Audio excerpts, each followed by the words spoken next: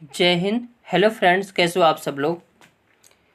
आज के सेशन में बात करने वाले हैं RTE 2009 के लिए, जो कि HTET के लिए वेरी इंपॉर्टेंट सेशन होगा, क्योंकि NEP 2020 हो गया, NCF 2005 हो गया, RTE 2009 हो गया। वेरी वेरी इंपॉर्टेंट है। ये किसी भी स्टेट का टेट हो, CTET हो या कोई भी टीचिंग का एग्ज़ाम हो, डायरेक्ट क्वेश्चन यहाँ से पूछे जाते हैं। हमने NCF 2005 यूट्यूब पर करा दिए हैं, NEP 2020 भी करा दिए हैं, और आज के सेशन में हम देखेंगे RTE 2009। तो चलते हैं, स्टार्ट करते हैं। और इस सेशन को देखने के बाद ऐसा फील होगा कि हाँ, ये सेशन बहुत मस्त सेशन है। अब इसे सारे पॉइंट को देखेंगे। अब NEP 2020 की उत्पत्ति, RTE 2009 की उत्पत्ति कैसे हुई, ये कहाँ से प्रारंभ हुआ, ये सब पूछा जाता है। थोड़ा सा बातें मैं एक पीछे चल के बातें कर लेता हूँ, फिर इस पर आता हूँ। आर्टिकल 45 में अगर हम संविधान में देखेंगे तो शिक्षा के बारे में बात करता है, और आर्टिकल 45 किस में है तो DPSP में है। किस में है? DPSP में है। यानी DPSP के आर्टिकल 45 में कहा गया है कि बच्चों को शिक्षा, राज्य जो है शिक्षा प्रदान करे। अब इसी आर्टिकल 45 के तहत 86वां संविधान संशोधन किया गया। कौन सा? 86वां संविधान संशोधन किया गया, और 86वें संविधान संशोधन करके आर्टिकल 21 में 21A जोड़ा गया। क्या जोड़ा गया? 21A। और आर्टिकल 21E को जोड़कर शिक्षा के अधिकार को मूल अधिकार बना दिया गया। क्या बना दिया गया? मूल अधिकार बना दिया गया। मूल अधिकार। तो 86वां संविधान संशोधन किस आर्टिकल के तहत हुआ था तो आर्टिकल 45 के तहत। और आर्टिकल 45 किस में है तो DPSP में है, यानी नीति निर्देशक तत्व में है। और 86वां संविधान संशोधन कब किया गया था तो 2002 में किया गया था, और इसके तहत जो है आर्टिकल 21 में 21A जोड़ा गया, जो कि शिक्षा के अधिकार को अब कौन सा अधिकार बना दिया गया? मूल अधिकार बना दिया गया। मूल अधिकार वह अधिकार होते हैं जो कभी किसी से छीना नहीं जा सकता है। हालांकि इस समय तो छीना जा रहा है, सरकारी स्कूल बंद किए जा रहे हैं। अब सरकार कैसे इस पर काम कर रही है कुछ समझ में नहीं आ रहा, जबकि सरकार को स्कूल बंद करने के बजाय टीचरों पर एक्शन लेना चाहिए। सारी चीज़ को सुधार सकते हो, टीचर को नहीं सुधार पा रहे हो, ये तो गलत हुआ। और ये जो आर्टिकल 21A है, इसमें क्या कहा गया है तो 6 से 14 वर्ष तक के सभी बच्चों को मुफ्त एवं अनिवार्य शिक्षा की बातें की गई हैं। आगे, और RTE 2009 को लागू कब किया गया था तो 1 अप्रैल 2010 को, और लाया कब गया था तो 2009 को। तो प्रश्न पूछेगा RTE 2000 कब लाया गया था तो 2009 को, और लागू कब किया गया? 2010 को। RTE का फुल फॉर्म क्या होता है तो right to education. Full form क्या होता है? Right to education. अब RTE 2009 का फुल फॉर्म क्या है? राइट टू एडुकेशन, यानी शिक्षा का अधिकार।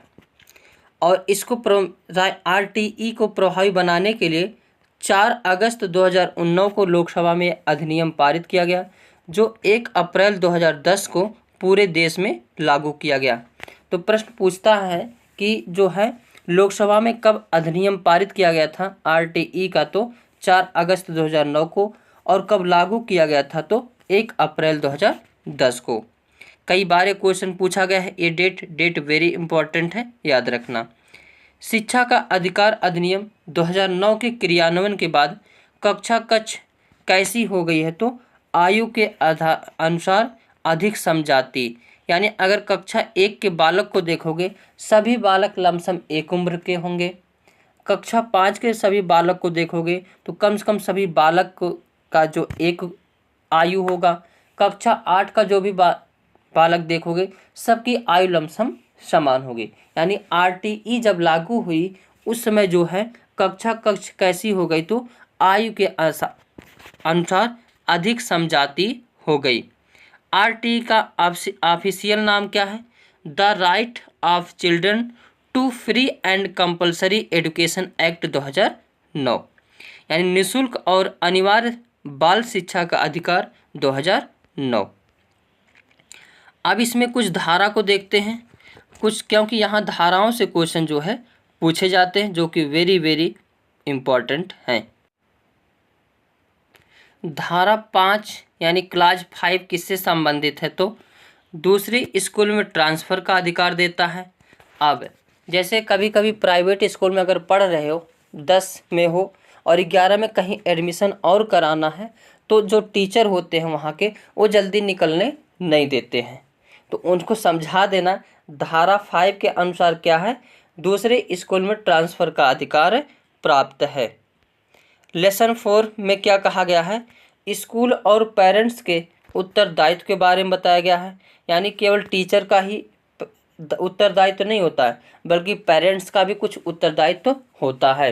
तो लेसन 4 के तहत क्या बताया गया है, स्कूल और पेरेंट्स के उत्तरदायित्व के बारे में बताया गया है। धारा 12 किससे संबंधित है? तो RTE 2009 के अनुसार प्राइवेट या निजी स्कूलों में कितने प्रतिशत सीटें गरीब विद्यार्थियों के लिए आरक्षित होगी? तो 25%। यानी धारा 12 के अंतर्गत 25% सीटें आरक्षित की गई है। किसके लिए?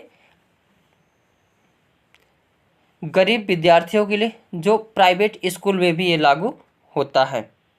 ऐसे बच्चों के सफल समावेशन के लिए एक टीचर को साम्यता यानी इक्विटी पर आधारित पेडागोजी का यूज करना चाहिए। यानी बच्चा जो गरीब घर से आ रहा है या फिर उसका मेंटल थोड़ा सा अच्छा नहीं है, तो उनके लिए जो है टीचर कैसा साम्यता पर जो आधारित पेडागोजी का प्रयोग करे। धारा 13 में क्या कहा गया है कि प्रति व्यक्ति अगर फीस लेने पर शुल्क जुर्माना का 10 गुना पेनाल्टी देना पड़ेगा। यानी शिक्षा के लिए कोई भी स्कूल फीस नहीं ले सकता।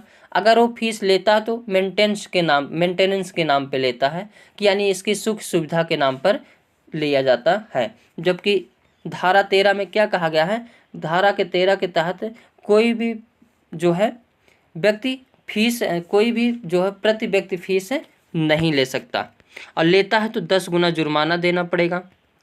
धारा 14 में क्या कहा गया है, किसी बालक के पास अगर एज प्रूफ नहीं है तो इसकी स्थिति में विद्यालय में प्रवेश लेने से इनकार नहीं किया जा सकता है। यानी किसी के पास एज प्रूफ नहीं होता है तो इसमें जो है टीचर डांट कर नहीं भगा सकता है, उसको एडमिशन लेना अनिवार्य है। धारा 15 के तहत क्या है,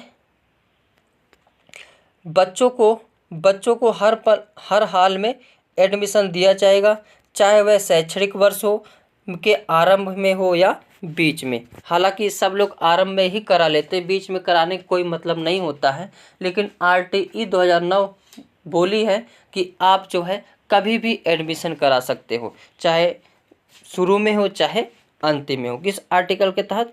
15 के तहत। धारा 16 में क्या कहा गया है कि स्टूडेंट को ना तो क्लास में फेल किया जाएगा और ना ही विद्यालय से निकाला जाएगा। यानी इस बालक को जो RTE 2009 के अनुसार फेल नहीं किया जा सकता और ना ही स्कूल से बाहर निकाला जा सकता है। धारा 17 में क्या है, शारीरिक दंड पर रोक देना है। यानी बच्चों को शारीरिक दंड देना और प्रताड़ित करना मना किया गया है। किसके तहत? धारा 17 के तहत। अब बहुत पहले जो होते थे, क्या होता था, टीचर बहुत मारते थे, और आधा तो इसलिए मारते थे ताकि छोटे बिरादरी के बच्चे जो स्कूल में पढ़ ना पाए, इसलिए मुअल के मारते थे, पूरा हाथ टूट जाता था, तो बच्चा डर के नाते स्कूल जाता ही नहीं था। लेकिन आज है, अब RTE 17 में कहा गया है कि बच्चों को मारना ही नहीं है, प्रताड़ित ही नहीं करना है, यहाँ तक कि फेल नहीं करना है, स्कूल से नहीं निकालना है। आगे धारा 21 किसके बारे में बातें करता है? स्कूल मैनेजमेंट कमेटी के बारे में बात करता है। Very very important. School management committee किस आर्टिकल में है, किस धारा में है? तो RTE 2009 के धारा 21 में है। अब धारा 24 के तहत क्या है, शिक्षक के कर्तव्य है। शिक्षक का कर्तव्य किस धारा के अंतर्गत है? तो धारा 24। Very very important.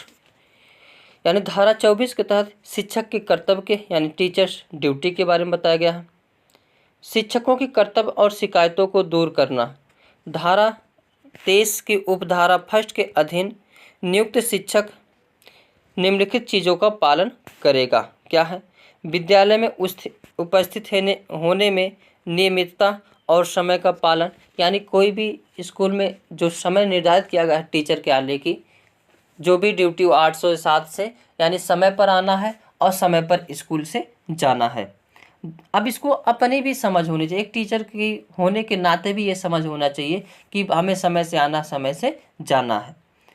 धारा 29 की उपधारा सेकंड के उपबंधों के अनुसार पाठ्यक्रम संचालित करना और उसे पूरा करना, यानी टीचर की जिम्मेदारी है जो पाठ्यक्रम है उसको पूरा करना है और संचालित करना है। निर्दिष्ट समय के भीतर संपूर्ण पाठ्यक्रम पूरा करना है, यानी जो समय निर्धारित किया गया है उसके अंदर जो है पाठ्यक्रम को क्या कर देना है, पूरा कर देना है।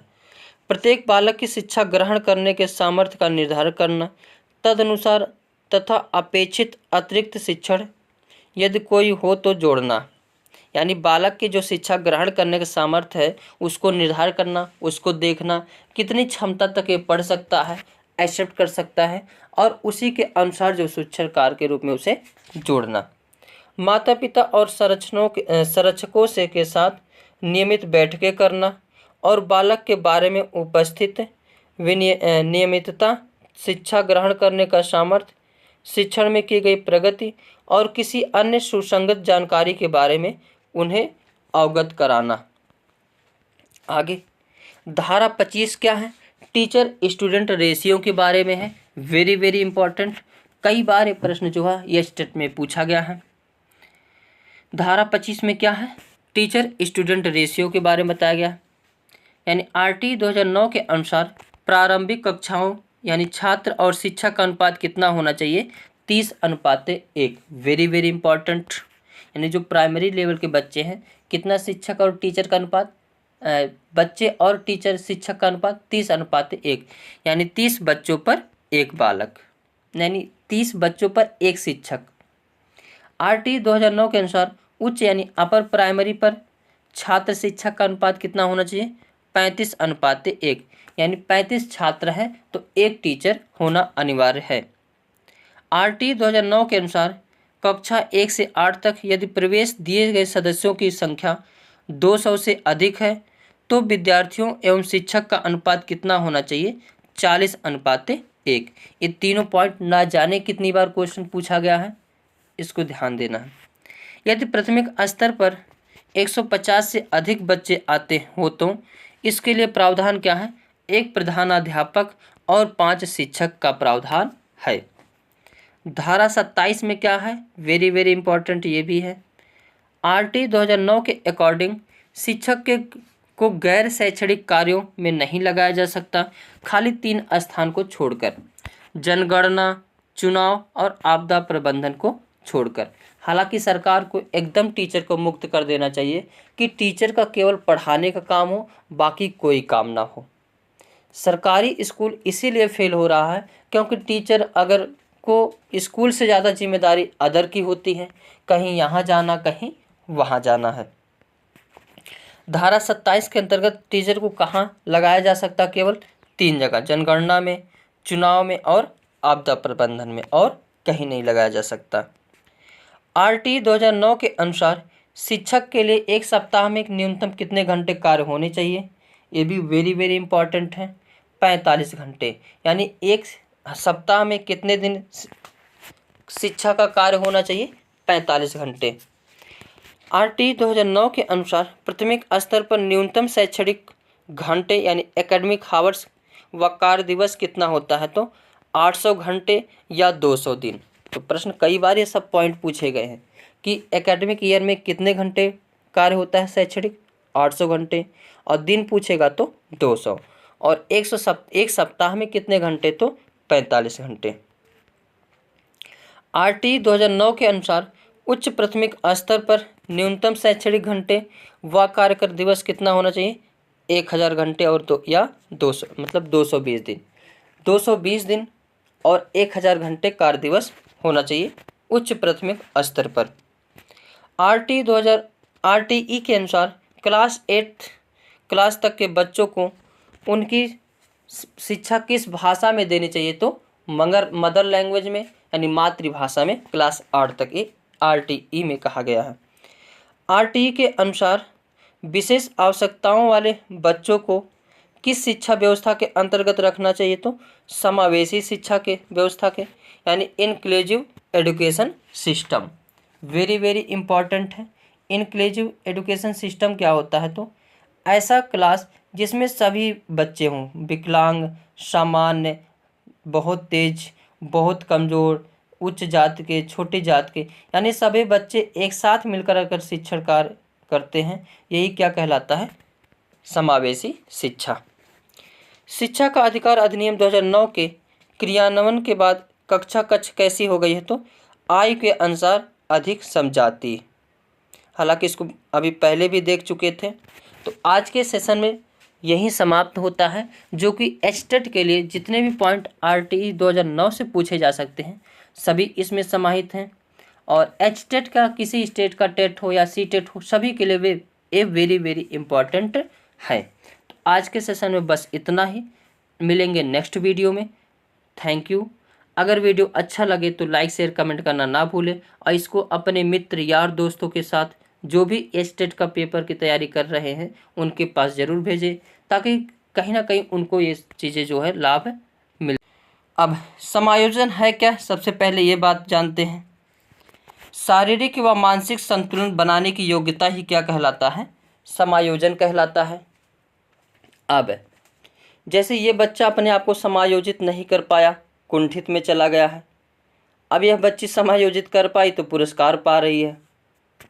तो जैसे मैं एक कहानी को सुनाता हूँ। जैसे अगर एक जो हस्बैंड और एक वाइफ हैं, हस्बैंड वाइफ में अगर बढ़िया से विचार मैच कर रहा है, रिश्ते अच्छे हैं, तो फिर यहाँ तो समायोजन ठीक, कोई दिक्कत नहीं है। अगर कहीं इनके मानसिक यानी विचार में कहीं ना कहीं तालमेल नहीं बैठ रहा है, यानी इनकी विचार में मतभेद है, तो कहीं ना कहीं इनमें जो है समायोजन नहीं हो पाता है। तो एक दूसरे को अगर समायोजन नहीं कर पाएँ तो वह क्या हो जाते हैं, कुंठित में चले जाते हैं। और अगर दोनों में समायोजन हो गया, यानी एक दूसरे को समझते हैं, तो फिर वहाँ पे क्या हो जाएगा, समायोजन। यानी शारीरिक व मानसिक संतुलन बनाने की योग्यता ही क्या कहलाती है, समायोजन। ये डिफिनीशन याद रखना वेरी इंपॉर्टेंट है। ये डिफिनीशन ही कई बार क्वेश्चन में जो है आई है। आगे अब देख लेते हैं कुछ मनोवैज्ञानिक और उनके अनुसार। गेट्स व अन्य के अनुसार समायोजन निरंतर चलने वाली प्रक्रिया है, जिसके द्वारा व्यक्ति अपने व वातावरण के मध्य संतुलन बनाए रखने के लिए अपने व्यवहार में परिवर्तन करता है। जैसे यहाँ पे अभिमन्यु को देख रहे होंगे। अभिमन्यु जो संतुलन बनाने के लिए यानी लड़ने जब गए थे, लेकिन वहाँ पे लड़ तो पा रहे थे, लेकिन कई सारे महारथी मिल हो गए थे, तो इनके ऊपर सब लोग इकट्ठे वार करने लगे। तो अपने आप को बचने के लिए इन्होंने रथ के पहिए को उठाकर दौड़ा मारने के लिए, तो कहीं ना कहीं इन्होंने समायोजन करना चाहा। तो गेट्स व महोदय के अनुसार क्या है, समायोजन निरंतर चलने वाली एक प्रक्रिया है, जिसके द्वारा व्यक्ति अपने व वातावरण के मध्य क्या करता है, संतुलन बनाए रखने के लिए अपने व्यवहार में परिवर्तन करता है। जैसे यहाँ पे अभिमन्यु ने किया। अब यहाँ बच्चा एक देख लें, बच्चा पढ़ने को लेकिन टेंशन में लग रहा है, यह अपने आप को समायोजित नहीं कर पा रहा, संतुलन बिठाने का प्रयास कर रहा है, देख रहा अरे वो लोग पढ़ रहे हैं तो चलो हम भी पढ़ते हैं। ऐसे ऐसे आजकल बहुत होता है। एडलर महोदय के अनुसार समायोजन श्रेष्ठता प्राप्ति का आधार है, जैसे भगत सिंह थे।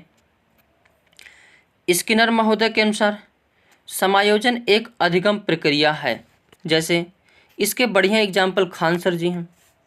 खान सर पहले एकदम परेशान थे, जब तैयारी कर रहे थे एकदम डिस्टर्ब थे। डिस्टर्ब होने के बाद इन्होंने समायोजित करने अपने आप को चाहा, तो इन्होंने एक कोचिंग संस्था खोली और उस कोचिंग संस्था में इन्होंने अपने आप को समायोजित कर लिया।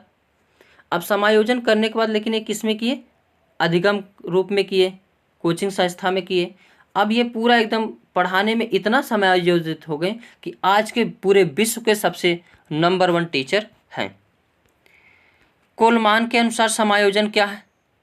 तो समायोजन अपनी आवश्यकताओं को पूरा करने तथा दबाव से निपटने के लिए किए गए प्रयासों का परिणाम है। आगे, बेरिंग लैंगफील्ड बेल्ट के अनुसार समायोजन वह प्रक्रिया है जिसके द्वारा व्यक्ति अपने व अपनी आवश्यकताओं को प्रभावित करने वाली परिस्थितियों के मध्य संतुलन स्थापित करता है। जैसे अब यहाँ पे लड़का लड़की अपने आप को जो है एक पोज में दिखाना चाह रहे हैं और पूरा चारों तरफा फ़ोटो लेना चाह रहे हैं, समायोजित करना चाह रहे हैं, तो ये ऐसे ही कैमरा पर बैठे जो चारों तरफ से फ़ोटो लेता है। अब ये महिला है, ये जो है अपने आप को, इनको फुल्की खाना था, अब फुल्की खाने के लिए गई दुकान पे, अब अंदर जा नहीं थी, बाहर से ठेल रही हैं कि अंदर चला जाए।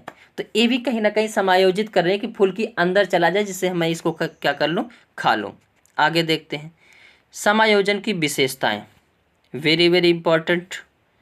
समायोजन निरंतर चलने वाली प्रक्रिया है, यानी ये हमेशा चलती रहती है।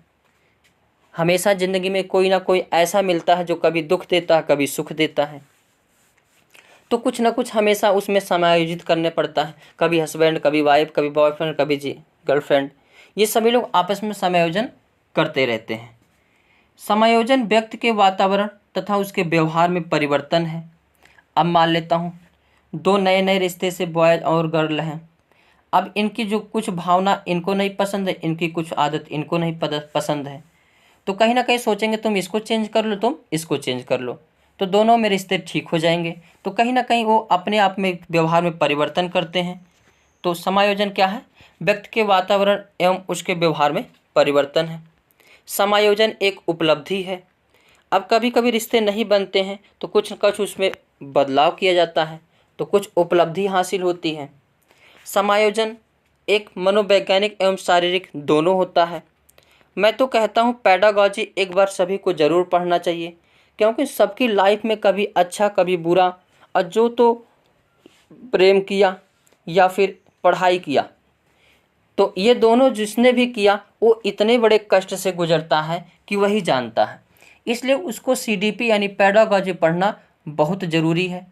पेडागॉजी से समझ विकसित होता, कैसे आप अपने आप को समायोजित करें, कैसे किसी के साथ अपने आप को मैनेज करें, ये सब पेडागॉजी क्या करता है, सिखाता है। तो मनोवैज्ञानिक एवं शारीरिक दोनों होता है। समायोजन शारीरिक एवं मानसिक संतुलन है। आगे देखते हैं समायोजन को प्रभावित करने वाले कारक। पहला कारक तो तनाव है। अब पहले जानिए तनाव क्या होता है। तो जब कोई व्यक्ति अपने किसी कार्य को समय पर पूरा नहीं कर पाता है और जैसे जैसे उस काम के होने के दिन समीप आता है, तो उस व्यक्ति की मानसिकता में एक अलग परिवर्तन उत्पन्न होता है, जिसे क्या कहा जाता है, तनाव कहा जाता है। कभी कभी देखे होंगे एग्ज़ाम का डेट जब पास आने लगता है तो कहीं ना कहीं मस्तिष्क में जो है तनाव हो जाता है, यानी समय कम है, पढ़ाई ज़्यादा करना है, तो कहीं ना कहीं अगर सिलेबस पूरा नहीं हो पाता है तो व्यक्ति किस में चला जाता है, तनाव में चला जाता है। एक उसके अंदर अलग चिड़चिड़ापन पैदा हो जाता है, अकेलापन उसको लगने लगता है, तो यही क्या है, तनाव है। एक होता है दबाव के कारण। दबाव क्या होता है? जब कोई व्यक्ति अपने परिणाम या सम्मान को लेकर चिंतित होता है और किसी अन्य व्यक्ति के विचारों से उसके मस्तिष्क पर जो प्रभाव पड़ता है उसे ही दबाव कहा जाता है। जैसे लाइफ में बहुत सारी चीज़ें हम लोग बोल देते हैं कि मैं ये कर लूँगा, ये कर लूँगा, लेकिन कर नहीं पाते हैं। अगर नहीं कर पाते हैं, अकेले में है तो उसको तनाव कहेंगे, लेकिन वही बतिया अगर कोई दूसरा कह रहा है तो इसी को क्या कहा जाता है, दबाव कहा जाता है। कि पूरा एकदम प्रेशर में आ जाता है, अरे वो कह दिया, मैंने बोला था, कर नहीं पाया, वो भी पूरा पिन करता रहेगा। कहो कहले रहला कुछ बनई के बनला ना है, कहो का हाल चाल बा, कहो कुछ काम भर के भयल, तो ऐसे सब लोग बोलते रहते हैं। तो ये जो बोलने वाली प्रक्रिया है, तो इससे जो मन में मस्तिष्क पर जो प्रभाव पड़ता है वही क्या है, दबाव है। आगे दबाव दो प्रकार के होते हैं, एक स्ट्रेस, एक होता है डिस्ट्रेस। यानी एक सकारात्मक दबाव होता है, एक कैसा होता है, नकारात्मक दबाव। सकारात्मक दबाव वह दबाव होता है जो अपने आप से दबाव लेते हैं, यानी परीक्षा का डेट आ चुका है, हमको पढ़ना चाहिए, अगर हम पढ़ेंगे तभी उसमें सफल होंगे। तो जो अपने आप से तनाव लिया जाता है, दबाव लिया जाता है, वो क्या है, सकारात्मक है। और एक नकारात्मक होता है जो दूसरों के द्वारा दिया जाता है। जैसे कोई बॉस या मान लेते हैं किसी को अपना काम दिया कि ये काम तुम्हें करना है 2 घंटे के अंदर, अगर वो काम नहीं कर पाया तो खूब बढ़िया से डांटेगा, खूब बढ़िया से बोलेगा। तो वो वाला जो दबाव मिलेगा वही कैसा होता है, नकारात्मक होता है, यानी डिस्ट्रेस होता है। आगे एक वर्ड है द्वंद्व, वेरी वेरी इंपॉर्टेंट, द्वंद्व। द्वंद्व क्या है, जब व्यक्ति दो अलग अलग परिस्थितियों में फंस जाता है, जब वह मानसिक संघर्ष में आ जाता है और निर्णय नहीं कर पाता है कि क्या करे और क्या ना करे, यही क्या कहलाता है, द्वंद्व। अब मान लेते हैं किसी को शादी आ गई, 2 शादी एक साथ आ गई और दोनों शादी बम्पर है, ज़बरदस्त है, एक से एक दोनों है। अब यहाँ बच्चा सोचेगा हम इससे शादी करें या इससे करें, तो यहाँ पे द्वंद्व में है और दोनों अपने आप में पूरा बेताज बादशाह, ताजमहल, मुमताज महल, मतलब क्या है, जो भी कहा जाए सब कम ही है। तो वह पूरा सोचता है मैं इससे करूँ या इससे करूँ, तो यहाँ पे डिसीजन नहीं ले पाता है। तो अगर डिसीजन नहीं ले पाता और किसी में कोई गड़बड़ी भी नहीं है, सुंदर हैं, सुशील हैं, पढ़ने में भी ठीक हैं, देखने में भी ठीक है, परिवार भी ठीक है, तो इसमें वो डिसीजन नहीं ले पाएगा कि इससे करे कि इससे करे। तो यही क्या होता है, द्वंद्व होता है। या फिर एक देखिए, अगर 2 एग्ज़ाम एक साथ आ जाए और दोनों एग्ज़ाम में पता हो मैं दोनों में पास हो सकता हूँ और दोनों बढ़िया वाला एग्ज़ाम है, IAS PCS, एक ही दिन पड़ जाए, तो आदमी द्वंद्व में आ जाता है कि मैं किस एग्ज़ाम को दूं और किस एग्ज़ाम को छोड़ूं। यानी जब व्यक्ति ये डिसीजन नहीं ले पाता है कि किसको मैं पकड़ूं किसको छोड़ूं, तो यही क्या है, द्वंद्व है। अगली हेडिंग है दुश्चिंता। क्या है, दुश्चिंता। जब अचेतन मन की बातें चेतन मन में आ जाती हैं तो पुरानी बातें यानी घटनाएं याद आने लगती है और उससे मन में जो परिवर्तन उत्पन्न होता है उसी को क्या कहा जाता है, दुश्चिंता कहा जाता है।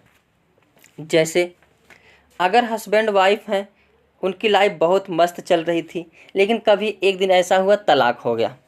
अब जब तलाक हो गया तो कभी कभी बैठ बैठ के सोच रहे हो मेरी वाइफ कितनी अच्छी थी, वो सोच रहा है मेरा हस्बैंड कितना अच्छा था, खाली एक के बतिया से गड़बड़ी हो गई, चलो एक दूसरे को मनाते हैं।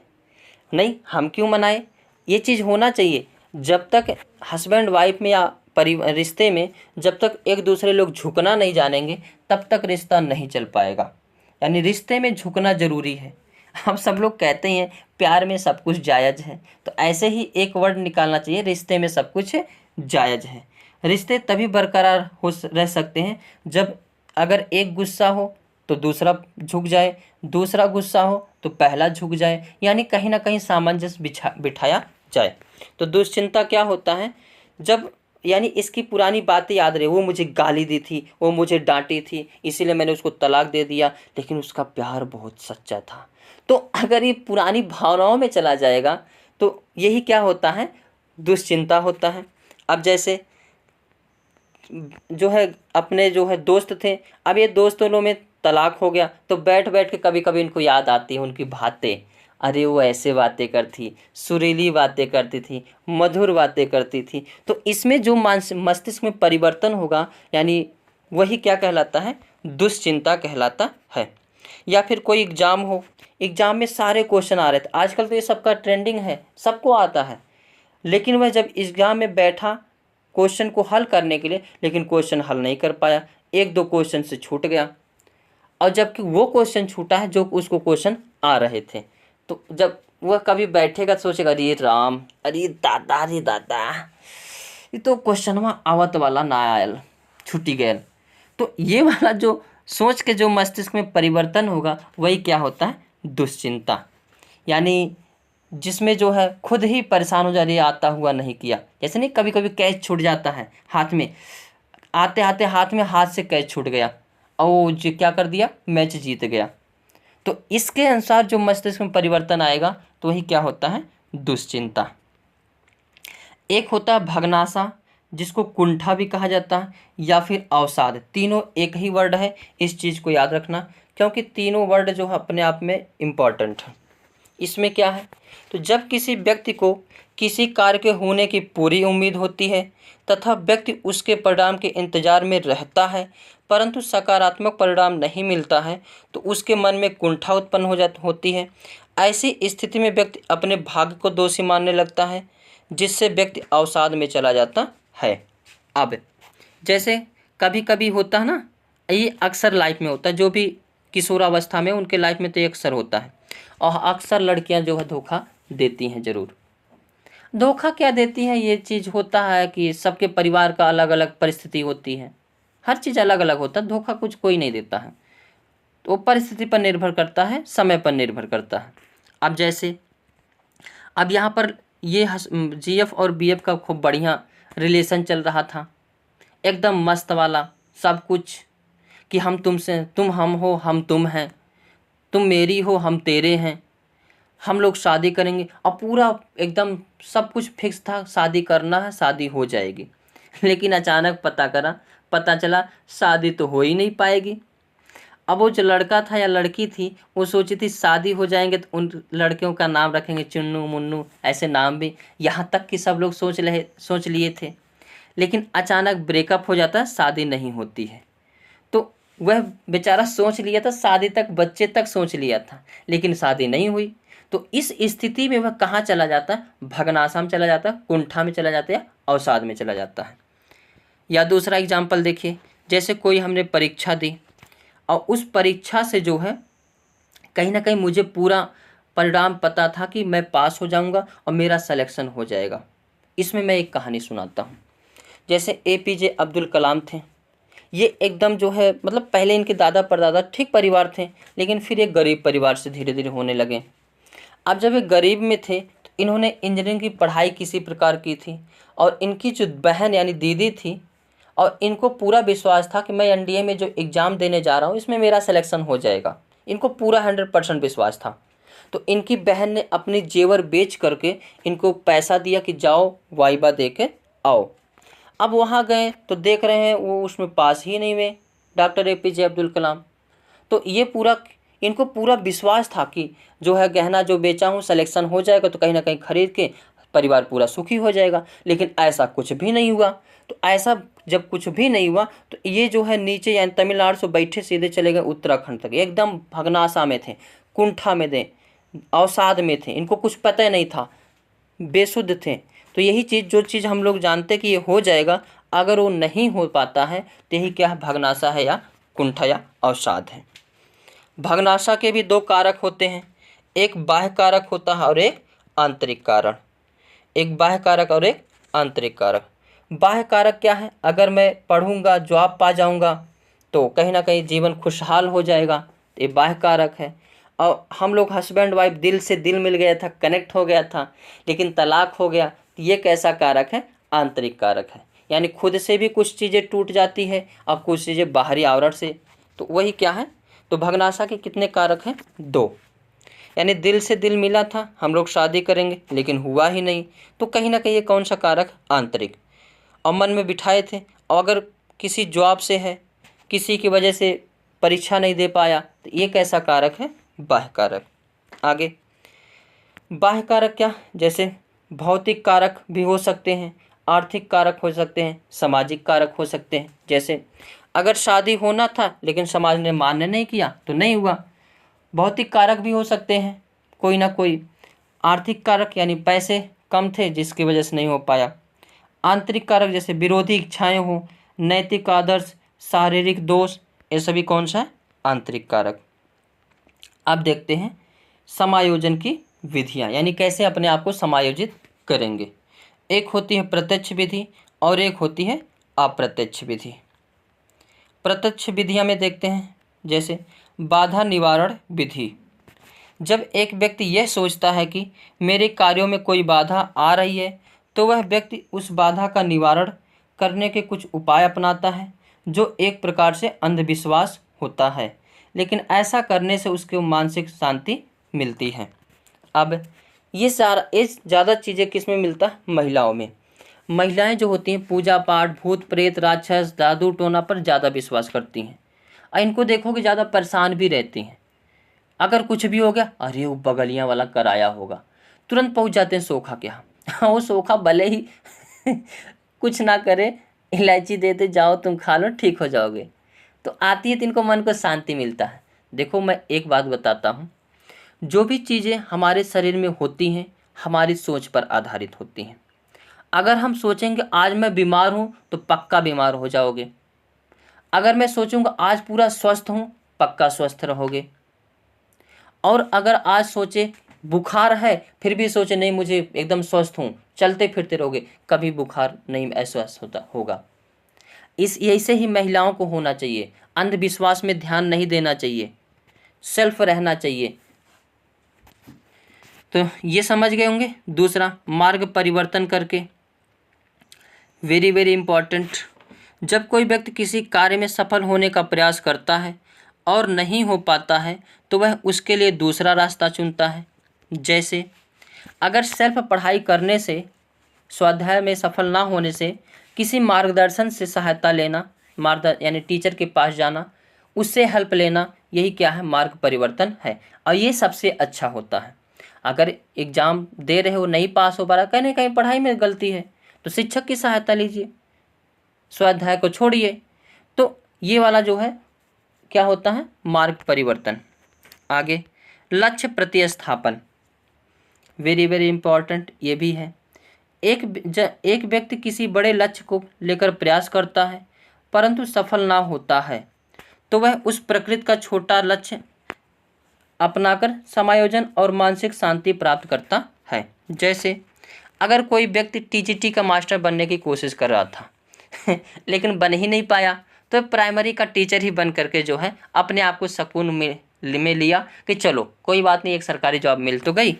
यही क्या है, लक्ष्य प्रतिस्थापन। अब कभी कभी आगे, निष्कर्ष या निर्णय, किसी दो परीक्षा एक साथ होने पर अपने अनुसार किसी एक परीक्षा की तरफ चलना निष्कर्ष या निर्णय कहलाता है। जैसे यूपीपी और सीटेट की परीक्षा पढ़ने पर यूपीपी की परीक्षा देना। क्यों? क्योंकि सीटेट का परीक्षा तो हर साल आता है, उसको कभी भी दे सकते हो, जबकि वैकेंसी टीचर की नहीं आती। लेकिन यूपीपी का पेपर अगर पास हो गया तो कहीं ना कहीं यूपीपी यानी उत्तर प्रदेश पुलिस बन जाएंगे। इसलिए सीटेट की परीक्षा को नकार कर यूपीपी यानी किसी एक को चुन लेना, यही क्या है, निष्कर्ष या निर्णय है। आगे, अप्रत्यक्ष विधियाँ देखते हैं। अप्रत्यक्ष विधियाँ में पहला है दमन। क्या है? दमन। दमन क्या होता है? जब एक व्यक्ति अपनी इच्छाओं का जबरदस्ती मना करते हुए समायोजन करता है, दमन कहलाता है। कैसे? जैसे कोई लड़की है, वह फुल्की उसको बहुत पसंद लगता है, अगर वो फुल्की खाना चाहती हैं लेकिन डॉक्टर ने मना कर दिया है कि तुम्हें फुल्की नहीं खाना है, तो बहुत लड़कियां तो बोली है मेरे सपनों में फुल्की आती है क्या होता है? सपनों में फुल्की आती है। तो जो लड़की फुल्की खाने का मन है लेकिन डॉक्टर ने मना कर दिया, अब वो खाएंगी है नहीं। अगर खाएंगी नहीं तो कहीं ना कहीं वो अपने इच्छाओं को ज़बरदस्ती मना कर रही हैं। तो ज़बरदस्ती मना करना ही क्या कहलाता है? दमन। आगे, शमन। शमन क्या होता है? जब एक व्यक्ति की पूरी ना होने वाली इच्छाओं को भूलने का प्रयास करता है, शमन कहलाता है। जैसे किशोरावस्था में दिवा स्वप्न, यानी जो किशोरावस्था में होते हैं वो बहुत दिवा स्वप्न देखते रहते हैं। काश मैं आईएएस होता तो मुख्यमंत्री को यूँ नचाता यूँ, काश मैं पीसीएस होता तो यूँ नचाता यूँ। तो ये जो मतलब है कि जो इच्छा है अगर वो पूरी नहीं हो पाती है तो उसको भूलने का प्रयास किया जाता है, यही क्या कहलाता है? शमन। आगे, दिवा स्वप्न। जब व्यक्ति कोई पद या वस्तु हाथ लगने की संभावना नहीं होती है तो उसके बारे में ही केवल कल्पना करता है, यही क्या कहलाता है? दिवा स्वप्न।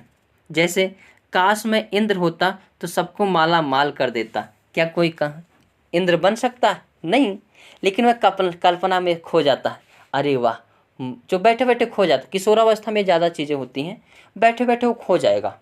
क्या करेगा? खो जाएगा, और वह स्वयं में आईएएस पीसीएस सब कुछ बन जाता है। कभी क्या आप लोग बने हो? कमेंट बॉक्स में बताना। मैं तो बना हूँ। मैं तो कभी कभी ऐसे बैठे बैठे बन जाता हूँ आईएएस। अगर मुझसे कोई बोल देता तो मैं आईएएस की ही तरह बातें करना लगता हूँ। तो ये तो सबके अंदर होता है, कोई भी किशोरावस्था में होगा उसको जरूर ये आता होगा। तो दिवा स्वप्न समझ गए कि जब कोई व्यक्ति पद या वस्तु हाथ लगने की संभावना नहीं होती है तो उसके बारे में वह क्या कर लेता है, कल्पना कर लेता है। आगे नकारना। जब एक व्यक्ति यह सोचता है कि कोई कार्य या व्यवहार करने में वह सामर्थ्यवान नहीं है तो उस कार्य व परिस्थिति को नकार देता है। जैसे एमए की परीक्षा पास ना होने पर प्रवक्ता भर्ती को नकार देना। कुछ लोग ऐसे भी होंगे जिसका एचटेट पास नहीं हुआ होगा, तो एचटेट पास नहीं हुआ तो एचटेट टीजीटी को छोड़ देंगे, सीटेट पास नहीं हुआ तो डीएसएसबी वैकेंसी को छोड़ देंगे। तो कहीं ना कहीं एक जो है ये सोचता है कि अगर मैं उसमें नहीं हो पाएगा तो उसको क्या कर देता हूँ, नकार देता हूँ। आगे प्रक्षेपण क्या होता है? जब कोई व्यक्ति अपनी गलती को दूसरे पर थोप देता है, प्रक्षेपण कहलाता है। जैसे नाच न जाने आंगन टेढ़ा, यानी एक आमिर अमिताभ बच्चन जी की है मूवी, उसमें ना मेरे अंगने में तुम्हारा कौन काम है, ये गाना सुने होंगे सभी लोग। तो प्रक्षेपण क्या होता है? जैसे नहीं कहा जाता है नाच न जाने आंगन टेढ़ा, बड़ी वेरी इंपॉर्टेंट है ये पॉइंट, कि मैं अगर कुछ चीज़ों को कर्म नहीं कर पाता हूँ तो उसमें ही गलती बता देता हूँ। तो यही क्या है, प्रक्षेपण है। आगे मनोरचना। जब कोई व्यक्ति अपने मौलिकता से हटकर किसी प्रतिक्रिया का निर्माण करता है, यही मनोरचना कहलाता है। जैसे बगुला भगत होना, ये एकदम डिट्टो जो मैं लिखा रहा हूँ पढ़ा रहा हूँ यही डिट्टो प्रश्न में दिखेगा। तो बगुला भगत होना यानी बगुला मछली खाने का काम करता है, लेकिन अगर वो कहे मछली मैं नहीं खाता हूँ तो यही क्या है, मनोरचना है। आगे आत्मीकरण या तदात्मीकरण। जब कोई व्यक्ति किसी एक क्षेत्र में बार बार असफल होता है तो वह अपने आप को उसी प्रकार के किसी दूसरे व्यक्तियों से जोड़कर बताने लगता है। तो यही क्या है, आत्मीकरण या तदात्मीकरण। कभी कभी लगता है एग्ज़ाम पास नहीं होता तो हम लोग मम्मी पापा तो डांटते ज़रूर हैं, और लोग दर्द नहीं समझने वाले, डांटते ज़रूर हैं। तो जैसे राम ने सीटेट में फेल हुआ तो श्याम से कंपेयर कर लिया, ऐसे सबके लाइफ में होता है। कभी कभी वो पास नहीं होते तो कहते थे अरे एग्जाम में बड़ा तगड़ा क्वेश्चन आ गया था, सर जी जो पढ़ाए थे वो आया ही नहीं था। चलो कोई बात नहीं, हम फेल हो गए तो वो भी तो फेल ही हो गया, वो कहाँ पास हुआ। तो यही क्या है, आत्मीकरण या तदात्मीकरण। एक होता है प्रत्यागमन। जब एक व्यक्ति परिस्थिति से दूर जाकर समायोजन करता है तो उसे प्रत्यागमन कहते हैं। जैसे जो साधु संत बनते हैं वो जिंदगी से लड़ाई नहीं लड़ पाते हैं, अगर जिंदगी से लड़ाई नहीं लड़ पाते हैं तो जाते हैं बाबा बन जाते हैं। तो यानी अपनी जब एक व्यक्ति परिस्थिति से दूर जाकर समायोजन करता है उसे ही क्या कहा जाता है, प्रत्यागमन। आगे पलायन। पलायन क्या होता है, हमेशा के लिए स्थिति से दूर हो जाना पलायन कहलाता है। जैसे सरकारी जॉब के लिए सब लोग परेशान हैं और थक थक के जब उसको पूरा छोड़ दिया जाता है तो वही क्या है, पलायन कहलाता है। चलो अब हम सरकारी जॉब को नहीं प्राइवेट में जाते हैं, तो ये क्या है, पलायन है। पृथक्करण करना यानी कुछ देर के लिए परिस्थिति से अलग होना। जैसे कभी कभी जो हस्बैंड वाइफ में या झगड़ा होता है तो व्हाट्सअप उसका व्हाट्सअप ब्लॉक कर देगा, वो उसका ब्लॉक कर देगा, लेकिन कुछ देरी बाद जो है करीब 1-2 घंटे बाद फिर सब व्हाट्सअप में खोलेंगे, कहेंगे sorry, I am very sorry, मैं गलत कर दिया था। तो केवल कुछ देर के लिए अलग परिस्थिति से अलग होना ही क्या कहलाता है, पृथक्करण कहलाता है। विस्थापन क्या होता है, किसी व्यक्ति से दुखी होकर कुछ देर के लिए बंद कर देना। यानी जैसे नहीं होता कभी कभी तलाक हो जाता है, तलाक नहीं कह सकते हैं, जीएफ बीएफ या हस्बैंड वाइफ होते हैं, दोनों में मतभेद होता है तो 1-2 घंटे के लिए ब्लॉक हो जाता है, नंबर ब्लॉक, व्हाट्सएप ब्लॉक, सब कुछ ब्लॉक। लेकिन जो है फिर कुछ देरी बाद व्हाट्सएप दोनों खुलता है, अब इसमें वो सोचते हैं हम पहले मैसेज करें या ओम करें। तो इसीलिए कहा गया है प्यार में सब जायज़ है, यानी इसमें कभी ये मत सोचो अगर मैंने पहले किया तो मैं नीचे हो गया, नहीं। अगर रिश्ते में ये सोच लिए मैंने पहले किया तो झुक गया तो रिश्ते कभी नहीं चल सकते। रिश्ते को चलाना है तो पहली बात तो झुकना पड़ेगा। और झुकते हो ये कोई गलत चीज़ नहीं है अपनों में। अब मम्मी पापा बहुत डांटते मारते हैं, कभी कोई बुरा मानता है? बड़ा भाई, बड़ी दीदी, बड़ी बहन रोज़ मारती हैं गलती के लिए, कोई बुरा मानता है? ऐसे ही प्यार में कभी जो है किसी को बुरा नहीं समझना चाहिए। कोई भी जो माफ़ी मांग ले, अगर माफ़ी मांगने रिश्ते बन जाते तो अच्छी बात है, इसमें गड़बड़ थोड़ी है। क्षतिपूर्ति, आगे क्षतिपूर्ति। क्षतिपूर्ति क्या होता है? जब एक व्यक्ति में किसी प्रकार की कोई कमी होती है तो वह उसकी पूर्ति के लिए जो उपाय अपनाता है उसे ही क्षतिपूर्ति कहते हैं। क्षतिपूर्ति क्या है? जब एक व्यक्ति में किसी प्रकार की कोई कमी होती है तो उसकी पूर्ति के लिए जो उपाय अपनाता है वही क्या है? क्षतिपूर्ति है। जैसे कोई बालक पढ़ रहा लेकिन पढ़ ही नहीं पा रहा, तो वह समझने के लिए किसी और बुक की सहायता लिया, किसी टीचर की सहायता लिया, तो उससे वह काम को कर पाया, यही क्या है? क्षतिपूर्ति है। आगे, समायोजन में शिक्षक की भूमिका क्या है? समायोजन में शिक्षक की भूमिका, निदानात्मक तथा उपचारात्मक शिक्षण विधि का प्रयोग करना। निदानात्मक क्या होता है? एक कहानी मैं सुनाता हूँ। निदानात्मक शब्द अपने आप में वेरी इंपॉर्टेंट शब्द है। जैसे अगर आप डॉक्टर के पास गए तो पहले पूछेगा आपको बुखार हुआ या जुखाम हुआ या शरीर में क्या कारण, तभी वो दवाई देगा। ऐसा नहीं करेगा, जाओगे पहले सुई लगा देगा फिर बोलेगा अब बताओ क्या हुआ, ऐसा तो नहीं करेगा ना। तो निदानात्मक मतलब होता है कारण की पता लगाना। अब जब ये पता लगा लेगा मुझे बुखार या शरीर में दर्द हो रहा है तो फिर डॉक्टर इसका क्या करता है? उपचार करता है। तो समायोजन में शिक्षक क्या करेगा? पहले कारण को जानेगा फिर उपचारात्मक यानी उसका उपचार करेगा।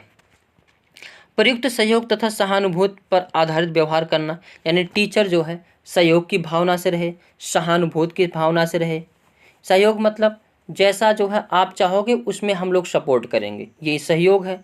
यानी सहानुभूति में अगर वो रो रहा तो टीचर भी रोने लगे, अरे भाई तुम्हारी वाली छोड़ गई तो मेरी वाली भी तो छोड़ गई, जैसे तुम्हारी वैसे मेरी। तो सहानुभूति मतलब जैसा उसके साथ वैसा अपने साथ करने लगना। सकारात्मक अभिवृद्धि का विकास करना, यानी जो है, और व्यंग्यात्मक टिप्पणी का प्रयोग करने से बचना। कभी कभी नहीं देखोगे गांव में तो अक्सर होता है, सब लोग तंज कसते, कहो इतना दिन से पढ़त हुआ कुछ भयल, कहो आज तो बहुत बोलत रहला, का कैला है। तो ये जो व्यंग की भाषा होती है इससे बचना चाहिए। टीचर को व्यंग कभी नहीं जो है बोलना चाहिए स्कूल में। सकारात्मक बातें करनी चाहिए, सकारात्मक अभिवृद्धि का विकास करना, ये जो है शिक्षक की भूमिका है। तो आज के सेशन में बस इतना ही। वीडियो अच्छा लगा हो तो लाइक शेयर कमेंट करना ना भूलें। Thank you for watching. और ये सेशन वेरी इंपॉर्टेंट है एचटेट के लिए। जय हिंद। हेलो फ्रेंड्स, कैसे हो आप सब लोग? तो फ्रेंड्स, आज के सेशन में बात करने वाले हैं अधिगम के बारे में, यानी लर्निंग के बारे में, जो कि एचटेट एग्ज़ाम के लिए वेरी इम्पॉर्टेंट है। और एचटेट के एग्ज़ाम का डेट का आगाज़ हो चुका है। 26 और 27 जुलाई को जो है एग्ज़ाम होने वाला है और उसके लिए ये वेरी इम्पॉर्टेंट सेशन होगा और इसको लास्ट तक ज़रूर बने रहें इसमें, क्योंकि यहाँ से जो भी पॉइंट अधिगम स्थानांतरण, अधिगम वक्र, अधिगम क्या होता है, मूल कुछ इम्पॉर्टेंट परिभाषाएं, इन सभी को देखते हुए इसमें देखेंगे। क्योंकि एक क्वेश्चन जो है अधिगम से 1 से 2 से 3 क्वेश्चन जो है देखने को एग्जाम में मिल जाते हैं डायरेक्ट। तो चलते हैं, स्टार्ट करते हैं, देखते हैं अधिगम यानी लर्निंग क्या है। तो अधिगम जो है जन्म से लेकर मृत्यु तक चलने वाली एक प्रक्रिया है। व्यक्ति प्रत्येक परिस्थिति में सीखता है, वह अपने व्यवहार में परिवर्तन करता है। अस्थायी परिवर्तन, वांछित परिवर्तन, यही क्या है? सीखना है। अधिगम क्या है? अगर हम कुछ चीज़ भी जो है सीखें लेकिन उसके अनुसार ज़िंदगी में परिवर्तन कर लें तो वही सीखना कहलाएगा। अगर परिवर्तन नहीं करते हैं तो यह सीखना नहीं कहलाएगा। यही वेरी इम्पोर्टेंट ध्यान देना है कि अगर अस्थायी या वांछित परिवर्तन हुआ है तभी सीखना हुआ है। और व्यक्ति जीवन में स्टार्टिंग से यानी जन्म से लेकर मृत्यु तक कुछ ना कुछ सीखता रहता है। बचपन में माँ बाप सिखाते हैं, पास पड़ोस के चीज़ों को देखकर उसको सीखा जाता है। अगर रास्ते में कहीं जा रहे हो, बोर्ड है, वहाँ भी कुछ सीखने को मिलता है। किसी से प्रेम हो गया, उससे भी सीखने को मिलता है। किसी से शादी हो गया, उससे भी सीखने को मिलता है। यानी व्यक्ति जन्म से लेकर कब्र तक सीखता ही रहता है। और अधिगम क्या है, यानी सीखना क्या है? तो अगर सीखने से अगर हमारी ज़िंदगी में अस्थायी परिवर्तन या वांछित परिवर्तन होता है, तभी सीखना कहलाता है। तो ये डिफिनीशन वेरी इंपॉर्टेंट है। आगे देखते हैं। अर्थात हम कह सकते हैं कि परिस्थिति के अनुसार अपने व्यवहार में परिवर्तन लाना ही क्या है? सीखना है। वेरी इंपॉर्टेंट डिफिनीशन है ये। महत्वपूर्ण परिभाषाएं देख लेते हैं। जैसे जेफी गिलफोर्ड महोदय के अनुसार व्यवहार के परिणाम स्वरूप व्यवहार में परिवर्तन सीखना है। इन लोगों की जो ये परिभाषा मैं बता रहा हूँ, डिट्टो ही परिभाषा पूछी जाती है, इस चीज़ को ध्यान रखना। स्किनर महोदय के अनुसार सीखना व्यवहार में उत्तरोत्तर सामंजस्य की प्रक्रिया है। सॉरी दोस्तों। क्रो एंड क्रो के अनुसार सीखना आदतों, ज्ञान और अभिवृत्तियों का अर्जन है। वुडवर्थ महोदय के अनुसार नवीन ज्ञान और नवीन प्रक्रियाओं को प्राप्त करने की प्रक्रिया सीखने की प्रक्रिया है। अब देखते हैं अधिगम की विशेषताएं। वेरी वेरी इंपॉर्टेंट, इसको लगाइए, वेरी वेरी इंपॉर्टेंट। जीवन पर्यंत चलने वाली प्रक्रिया है। ना जाने यही लाइन कितनी बार पूछी गई है। तो अधिगम क्या है? जीवन पर्यंत चलने वाली एक प्रक्रिया है। सीखना अनुकूलन की प्रक्रिया है। सीखना क्या है? अनुकूलन की प्रक्रिया है। यानी अगर सीखा तभी सीखोगे जब वह अपने अनुकूल हो। अगर अपने प्रतिकूल हो तो उसको कभी नहीं सीखते हैं। जैसे अगर हमने कोई गलती किया, मार खाया, तो फिर वह गलती नहीं करूँगा, यह सीख मिली। सीखना सार्वभौमिक प्रक्रिया है। यानी अगर रास्ते में जा रहे हो, कहीं ना कहीं किसी मार्केट से जा रहे हो, वहाँ भी कुछ ना कुछ लिखा मिलेगा, सीखते हो। कहीं दूर लॉन्ग ड्राइव पर जा रहे हो तो भी वहाँ कुछ ना कुछ लिखा रहता है, सीख मिलती है। कहीं स्कूल में जा रहे हो, वहाँ भी कुछ ना कुछ लिखा पढ़ाया जाता है, सीख मिलती है। घर में खाली बैठे हो तो माँ बाप और सब लोग गाली वाली वगैरह देने लगते हैं, बेकार आदमी हैं, तो भी कुछ ना कुछ सीखते हो। अगर दोस्त यार के यहाँ पास हो, बोले पैसा दे दो, बोले नहीं है, तो वहाँ भी कुछ ना कुछ सीखने को मिलेगा। मतलब यह जहाँ भी आप जाओगे वहाँ कुछ ना कुछ सीखने को मिलेगा। अगर आप खाली हर बैठे हो, वहाँ भी सीखने को मिलेगा कि खाली बैठने से कुछ नहीं मिलता है। एक कहानी में सुनाता हूँ। एक व्यक्ति था, वह रात के अंधेरे में घर से रिसिया के बाहर निकला और गया। जैसे नहीं बाहर भागते हैं सब लोग तो कहीं बैठ जाते हैं, तो गया एक तालाब के किनारे बैठ गया। और वहीं पास में कई सारी मोती थी, उसको पता नहीं था रात के अंधेरे में, और वह तालाब के पास बैठा था। तो उस मोती को एक एक मोती जो है अंदर फेंकता रहता था, तो ढब ढब की आवाज़ आती थी, तो उसे बड़ा आनंद होता था। अब वो इतनी मोती थी कि वह फेंकता गया फेंकता गया फेंकता गया। अंत में सुबह हो गई फेंकते फेंकते, और जब वह लास्ट वाली फेंकने वाला था तो सूर्य की रोशनी पड़ी, तो वह देखा, अरे ये तो मोती है। तो वह बेचारा छाती पीटने लगा कि मैंने बहुत गलत किया, सारी मोती को पानी में डाल दिया।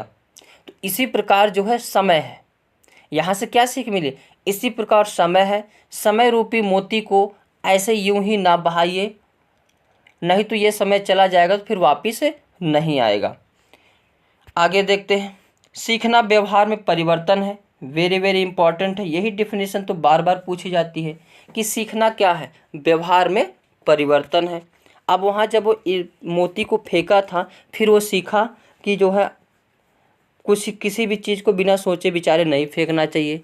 तो ज़िंदगी में कोई भी चीज़ फेंकने से पहले 10 बार देखेगा कि ये वही है या दूसरा है। आगे, सीखना एक उद्देश्यपूर्ण प्रक्रिया है। यानी सीखने की कोई ना कोई एक प्रक्रिया जो उद्देश्य होता है, कुछ ना कुछ। जैसे अगर घर में सीख रहे हैं तो कहीं ना कहीं मम्मी पापा अच्छे के लिए डांटेंगे, मारेंगे। अगर छोटे बच्चे हो तो नमस्कार नहीं किए तो मार खाओगे। तो कहीं ना कहीं उसका उद्देश्य रहता है कि अगर कोई बड़ा मिलेगा तो उसका नमस्कार करना है, प्रणाम करना है। सीखना एक मानसिक प्रक्रिया है, यानी सीखना जो है मस्तिष्क यानी मानसिक प्रक्रिया है। सीखने की प्रक्रिया सक्रियता पर निर्भर करती है। Very important. अगर आप सक्रिय रहोगे ही नहीं तो दुनिया का कोई भी टीचर या कोई भी आपको सिखा नहीं सकता। एक कहानी सुने हो, उनके क्या नाम है, शकुंतला की। अब वह बिल्कुल चित्त है, उनको सीखने का कोई मन नहीं है, किसी की याद में खोए हुए हैं। तो ऋषि आते उनके बगल से चले भी जाते हैं, इनको कुछ नहीं पता चलता है, तो वहीं श्राप दे देते हैं। तो यही चीज़ है, अगर आप सक्रिय रहोगे तभी सीख पाओगे, अगर सक्रिय नहीं रहोगे तो नहीं सीख पाओगे। अगला, अधिगम को प्रभावित करने वाले कारक। बालक की योग्यता जो प्रभावित जरूर करता है। अब बालक की योग्यता है ही नहीं, अब छोटा सा बालक एकदम नन्हा सा, उसको छोटा बड़ा कुछ नहीं आता है, तो अब उसको पढ़ाओगे गणित तो समझ में आएगा? नहीं समझ में आएगा। अब कोई बालक है 5 तक पढ़ रहा है, उसको इंटर की लगाया जाए, मैथ लगवाया जाए तो लगा पाएगा? नहीं लगा पाएगा, यानी सीख नहीं पाएगा, उसकी क्षमता नहीं है। तो बालक की योग्यता बहुत मायने रखता है। निश्चित उद्देश्य। अब अगर उद्देश्य एचटेट पास करने का नहीं होता तो इस वीडियो को नहीं देखते। कहीं ना कोई उद्देश्य होना चाहिए, तभी सीखना होता है, और कोई उद्देश्य नहीं है तो उसका कोई मतलब नहीं है। जैसे अब कभी यूट्यूब पे बहुत सारी पढ़ाई की वीडियो आती हैं, लेकिन उसका कोई उद्देश्य नहीं है तो उसको कभी पढ़ते नहीं हो, और जब कभी कभी पढ़ते हो ऐसे देखते तो कभी याद नहीं होता। यानी सीखने के लिए एक निश्चित उद्देश्य होना चाहिए। परिपक्वता, ये भी बहुत प्रभावित करता है। अगर परिपक्व हो ही नहीं तो सीख ही नहीं पाओगे।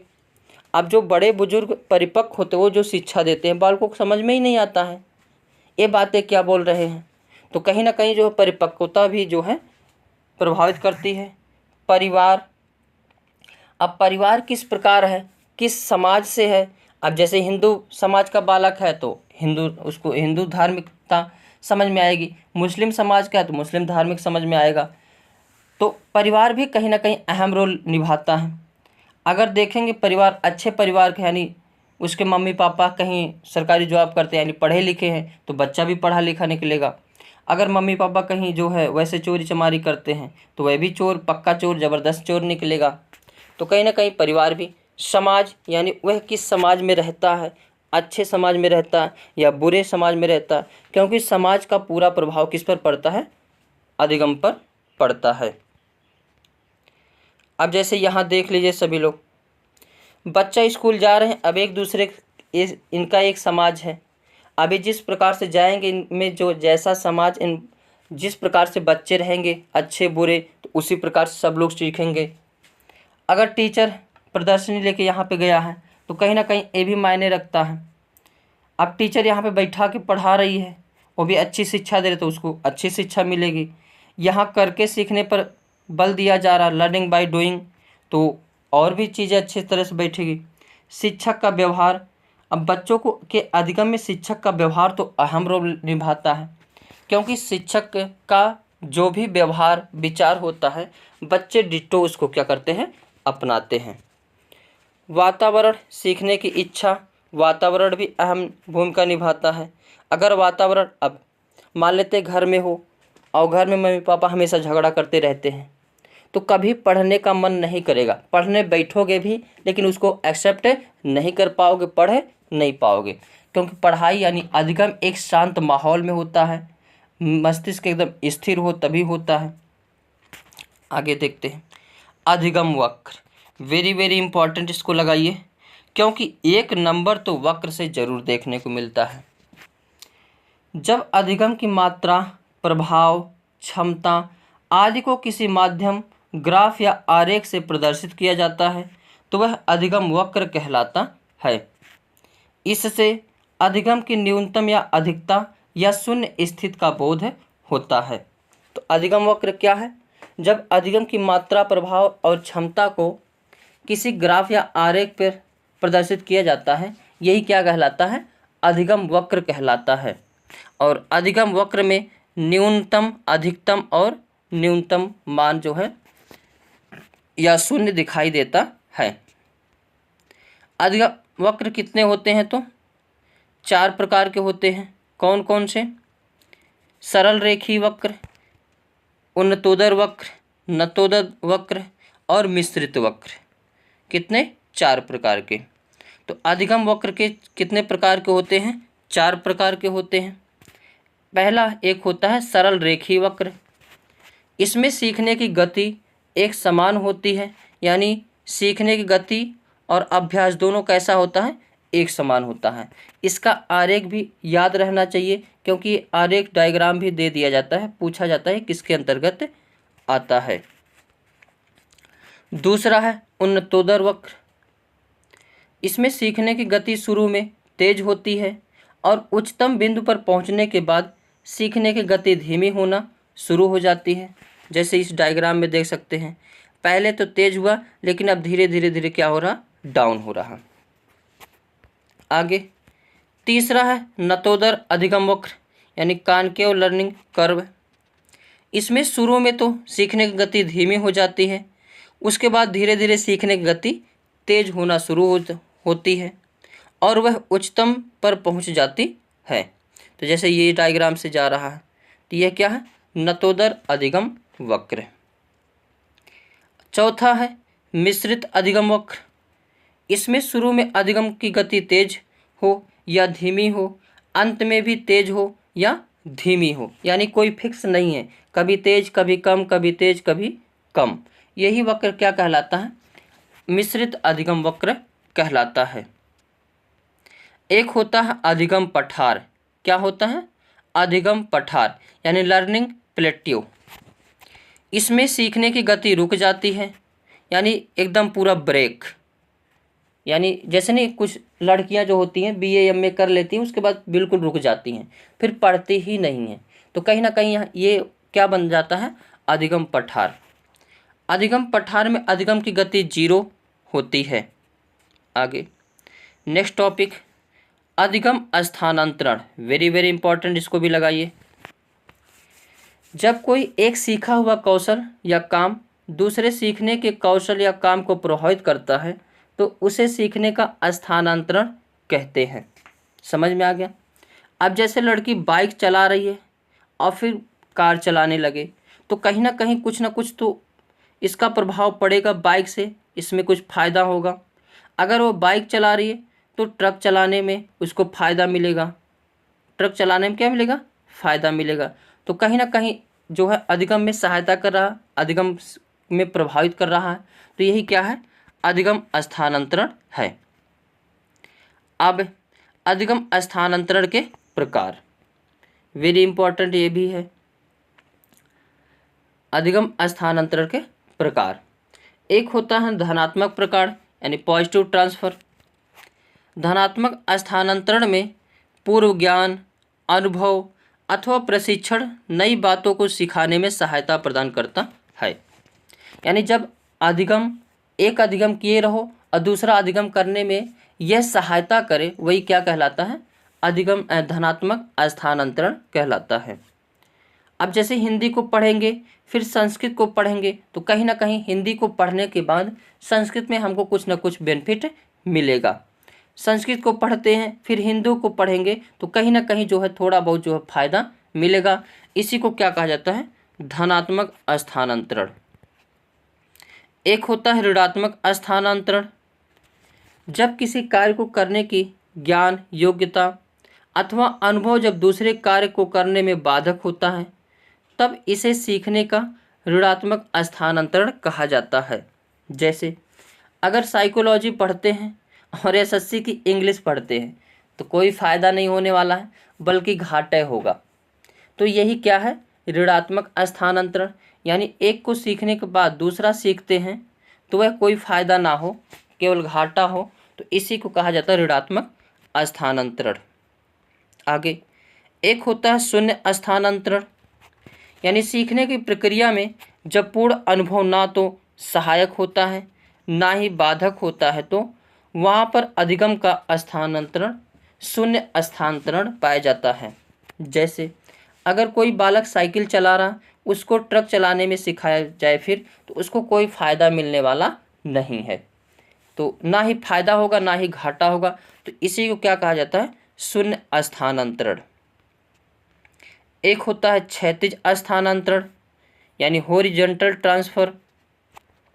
यह परिस्थिति पर निर्भर करता है। जैसे माधुरी दीक्षित एक अच्छा गायिका भी है और समय मिल जाता एक अच्छी एक्टर्स यानी डांसर भी हैं।